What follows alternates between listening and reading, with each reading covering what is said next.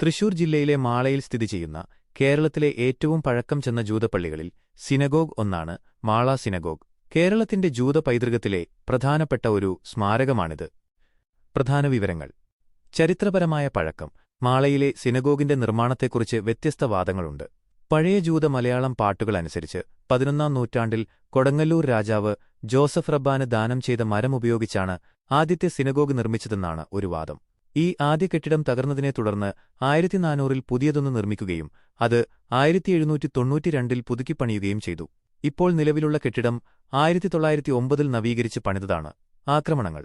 1780-കളിലെ രണ്ടാം ആംഗ്ലോ മൈസൂർ യുദ്ധസമയത്ത് ടിപ്പു സുൽത്താന്റെ സൈന്യം ഈ സിനഗോഗിനെ ആക്രമിച്ചിരുന്നു. കൈമാറ്റം. 1950-കളിൽ മാളയിലെ ജൂതസമൂഹം ഇസ്രായേലിലേക്ക് കുടിയേറിയപ്പോൾ 1954 ഡിസംബർ 20-ന് സിനഗോഗും അതിനോടൊപ്പമുള്ള സെമിത്തേരിയും സംരക്ഷിക്കണമെന്ന കരാറോടെ മാള ഗ്രാമപഞ്ചായത്തിന് കൈമാറി. നിലവിലെ സ്ഥിതി. നിലവിൽ ഈ കെട്ടിടം മുസിരിസ് പൈതൃക പദ്ധതിയുടെ ഭാഗമായി സംരക്ഷിച്ചുപോരുന്നു. ഭാവിയിൽ ഒരു ജൂത മ്യൂസിയമായി ഇതിനെ മാറ്റാൻ പദ്ധതിയുണ്ട്. പ്രത്യേകത. ജൂതപ്പള്ളിയോടൊപ്പം തന്നെയുള്ള മാളയിലെ ജൂത സെമിത്തേരി കേരളത്തിലെ ഏറ്റവും വിസ്തൃതിയുള്ള ജൂതശ്മശാനങ്ങളിൽ ഒന്നാണ്. മാള അങ്ങാടി ജംഗ്ഷനിൽ നിന്ന് അല്പം ഉള്ളിലായി സ്ഥിതി ചെയ്യുന്ന ഈ സിനഗോഗ് കേരളത്തിലെ ജൂതജീവിതത്തിന്റെയും കച്ചവട ചരിത്രത്തിന്റെയും ഒരു സ്മാരകമായി നിലകൊള്ളുന്നു.